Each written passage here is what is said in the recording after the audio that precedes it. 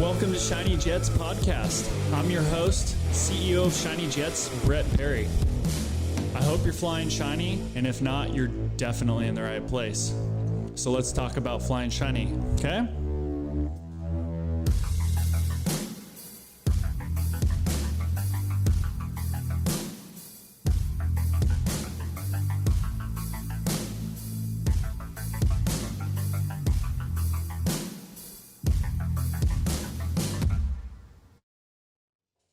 What's up, guys?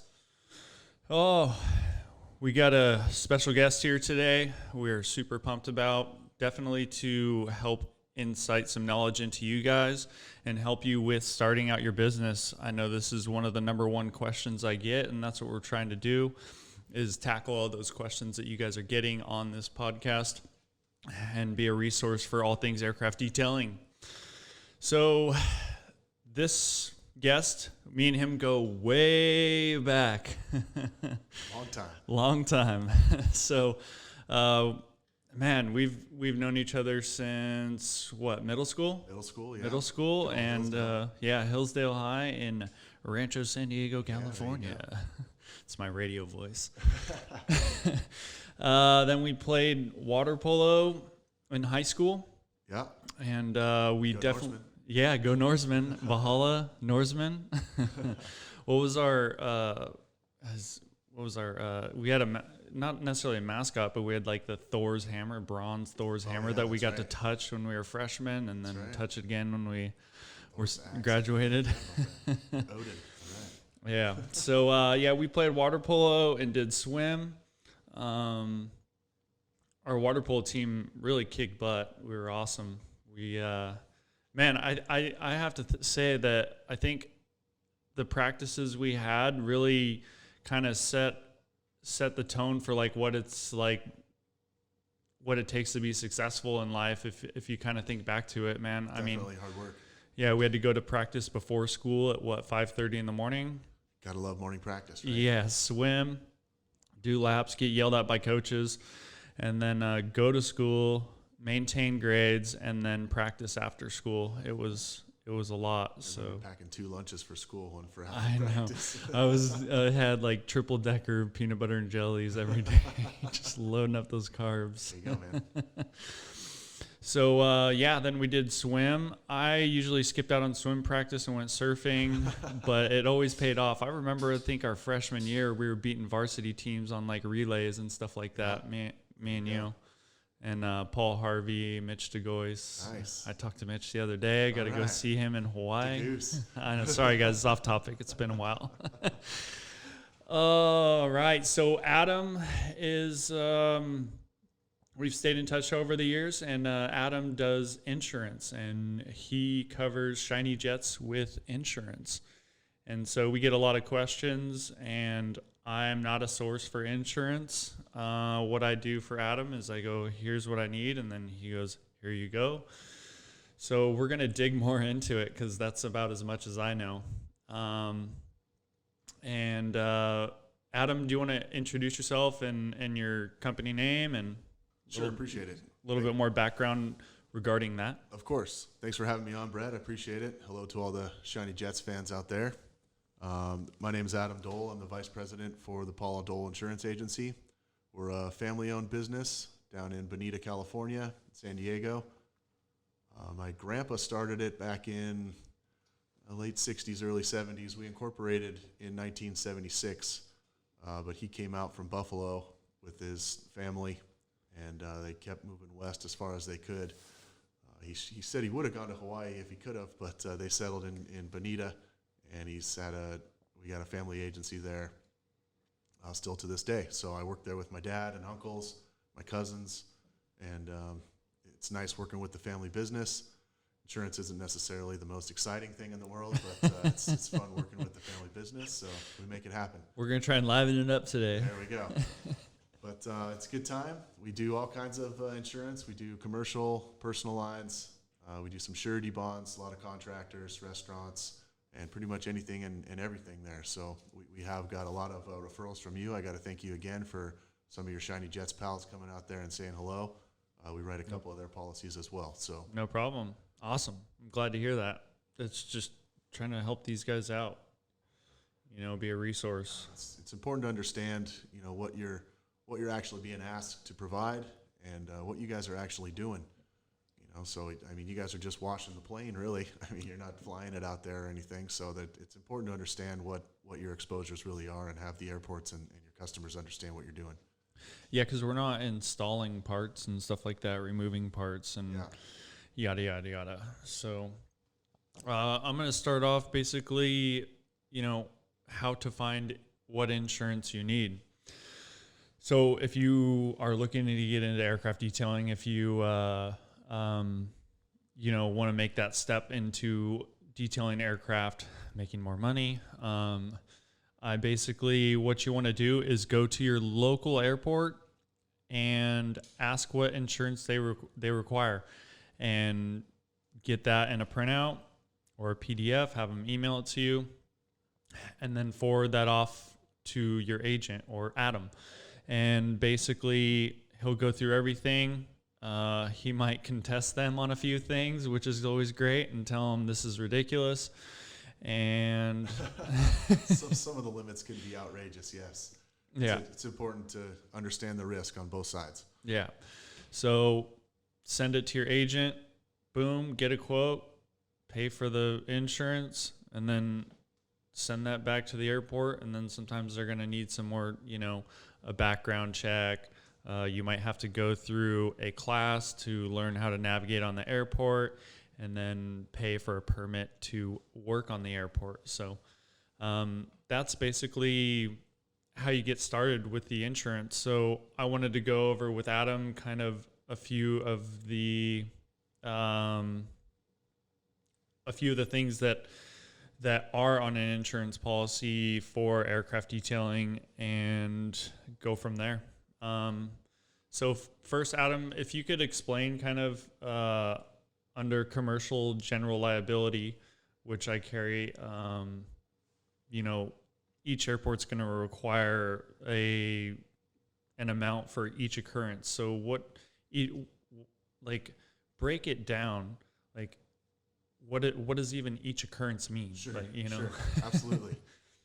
Insurance is extremely confusing, but when you sit down and have a conversation with your agent about it, usually you can understand it pretty good, and it makes sense, and nobody likes to deal with it, but it's important for you to have for, some claims that are potentially possible for your business there.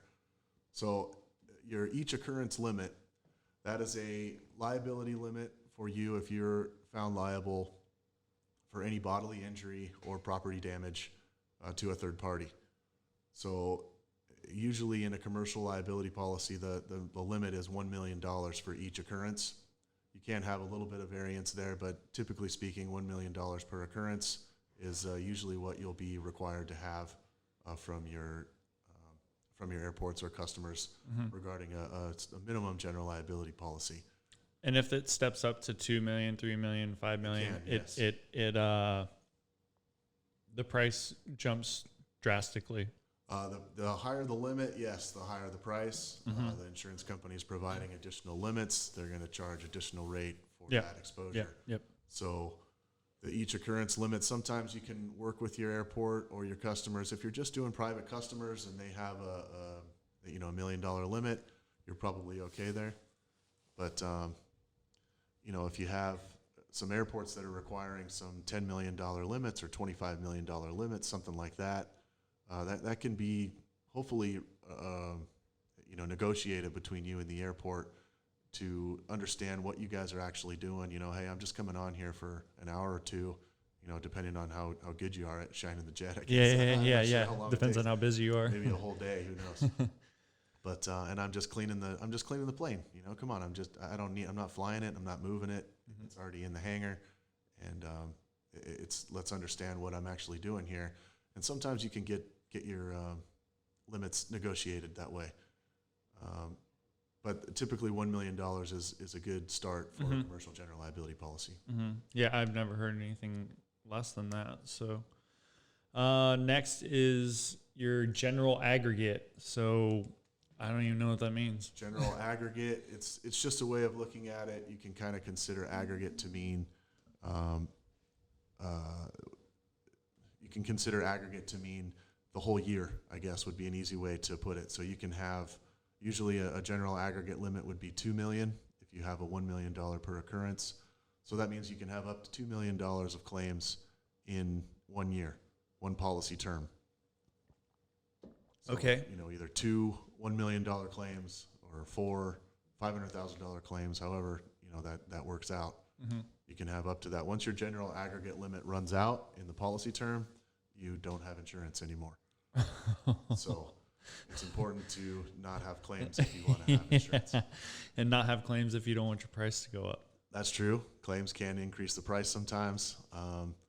It really depends on the type of claim and the actual situation at hand, who was at fault, what happened during the claim. But typically speaking, yes, a claim will generally raise your price in the next few years. And an insurance policy isn't going to cover attorney's fees and stuff like that. That's on you. And because I think, but then. Well, sometimes they do. That's actually one of the main coverages for a liability policy. Mm-hmm. You want to make sure, some policies don't include it, but you want to make sure that your defense costs are included in either in your limit or are a separate limit, or sometimes they can even be unlimited, which is the best. Okay. To have unlimited defense costs. And then, but I heard sometimes that insurance companies will just settle, and like the customer's like, no, I actually didn't do that, and that happens. Yeah, that happens a lot actually. Typically with an insurance company looking at a claim saying, hey, we might not have done this, we might not be entirely liable, but in order to just make it go away, we're going to offer some money. That is, not really all that ethical on anybody's side there, but they're just trying to get rid of the claim, whether it be fraudulent, whether it be a minimal claim that is actually turning into a bigger claim. They all have their reasons, but fraud is definitely a factor in your rate. So if there's fraudulent claims out there, the insurance company still has to pay something, and they're making it up by charging rates. Yeah. And is that, and then you would basically have to prove to the insurance company on your end, because otherwise your prices might go up. Correct. Yeah. So can you like, if then you're going to have to spend time fighting with the insurance company, possibly saying like, look, here's all the facts. Like, these guys are fraudulent, That's how does correct. that work out? It varies. Sometimes it can be good, sometimes it can be bad. It really just depends on the situation. So yeah, typically when the insurance company is involved, I like to let the insurance company do what the insurance company's going to do. Yeah. They ultimately have the say. They're the one that is providing the policy for you, saying, hey, we're going to provide you the insurance, and we're gonna handle a claim how we feel is best. Yeah. I mean, they go through it all the time. Yeah, that's what they do. So it's always good to plead your case with the adjuster. Say, hey, I really think this, and this, and all that is helpful for them to mitigate any fraudulent loss that they're going to end up still paying. Got it. The next one was actually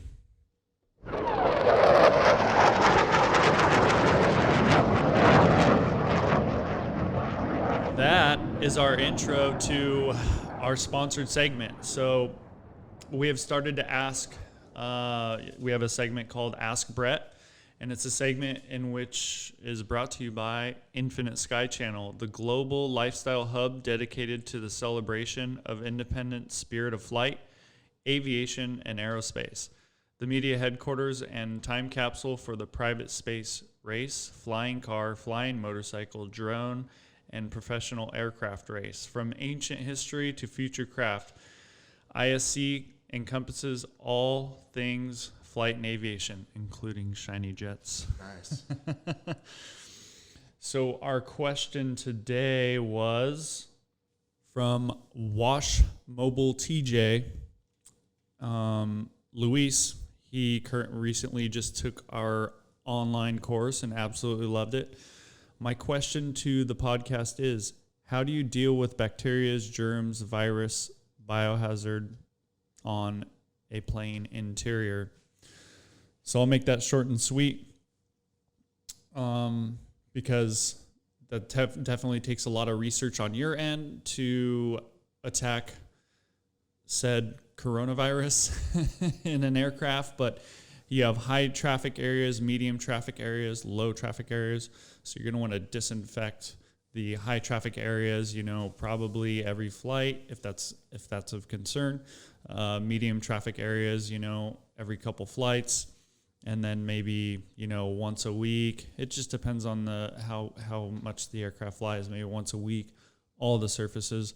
The coronavirus can, the particles can be in the air for several hours after a flight, So also protection, respirator, face mask, gloves, PPF suit, Tyvek suit, and some booties, and just get after it. No fogging though. You don't want to fog the interior of the aircraft. The FAA states that could damage avionics components in the aircraft, all the computer fans and stuff like that. And if you're fogging, those cleaners can go into the computer systems, possibly corrode and damage them.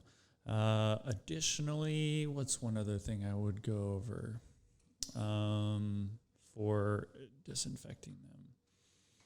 And I've taken the CDC course on disinfecting hospitals and stuff like that, so I've really educated myself on that. I'm actually in the process of building a course for it. But the other issue is the surfaces need to be clean before you come in and disinfect.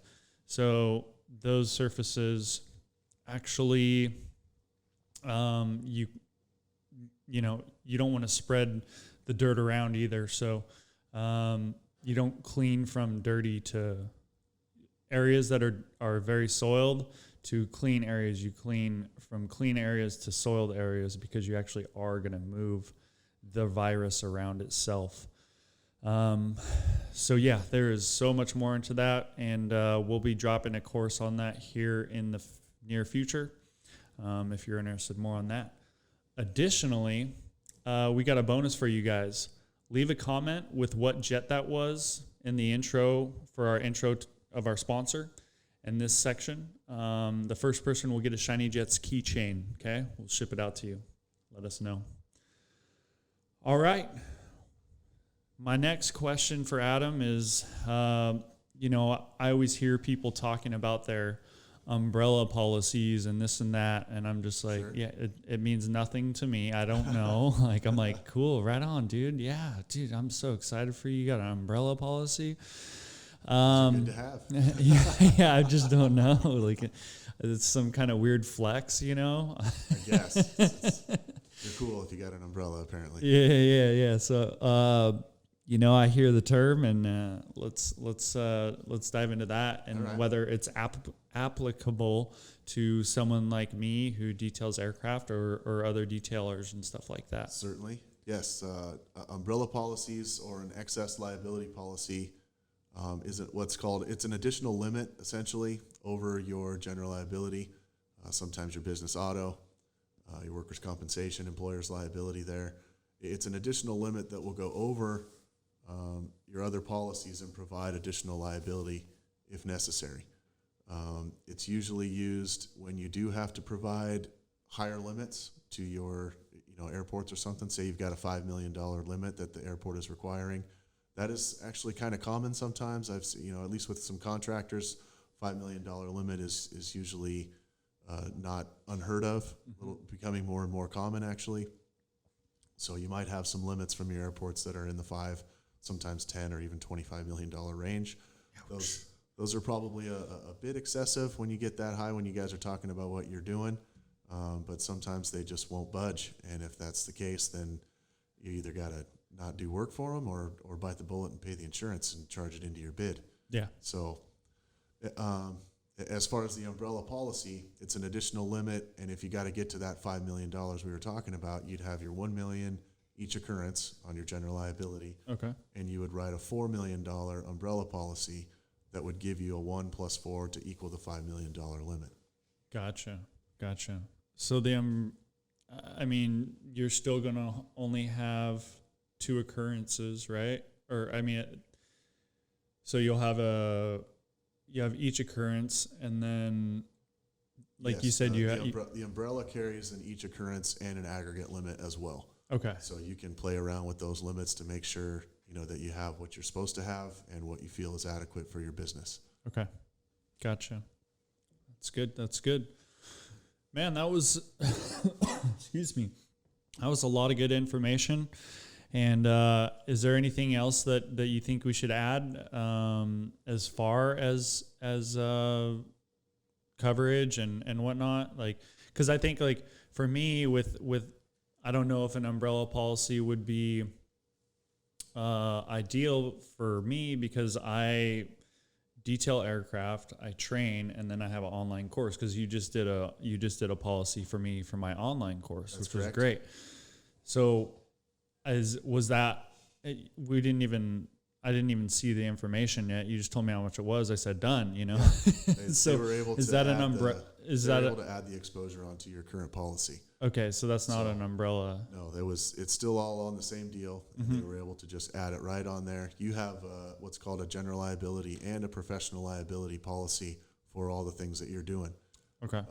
You've got it includes your media, your social media, podcast, Instagram, all that stuff, as part of your professional liability as a Shiny Jets professional that is either detailing aircrafts or providing courses to other aircraft detailers out there and providing some information to them. So it's all encompassed in one policy.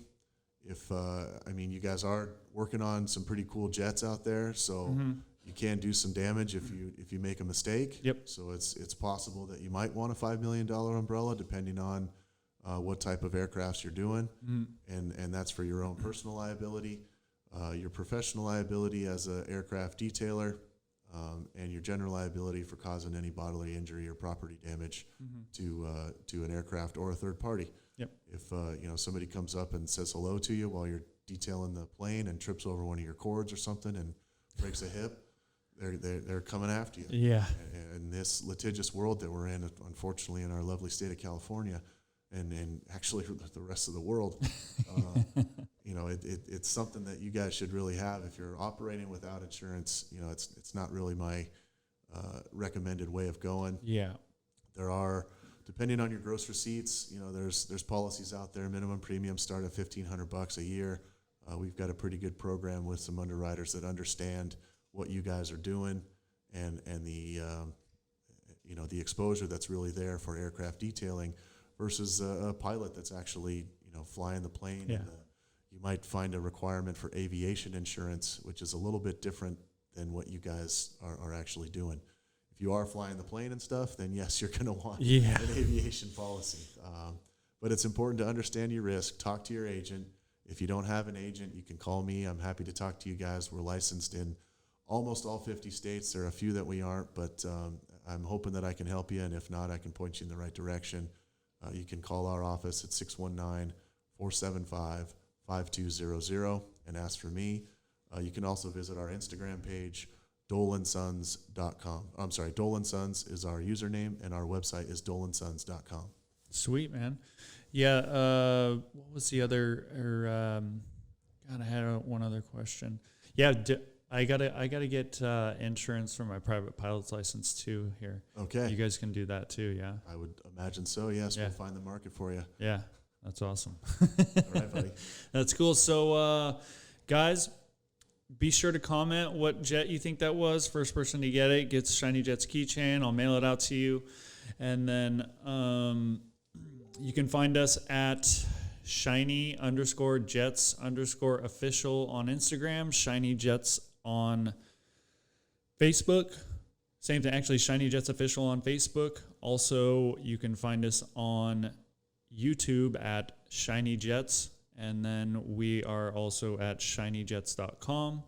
And lastly, you can find our podcasts on Spotify, on Apple, all the platforms, Shiny Jets.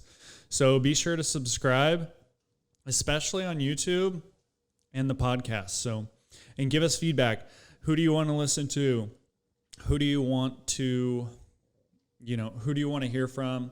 Also, if you have any ideas for videos that I could do that are funny or anything, I'm in. So I love those videos. Be sure to hit me up. I mean, a lot of these guys, like I have Detail Thoughts, which is a spoof off of Deep Thoughts by Jack Handy on Saturday Night Live. Yeah. So right. if you guys got any ideas for that or any jokes, I think our last one was, actually I got one. I'm going to make one today. But one of them was, it's hard to clean a prop while the engine's running, It's challenging.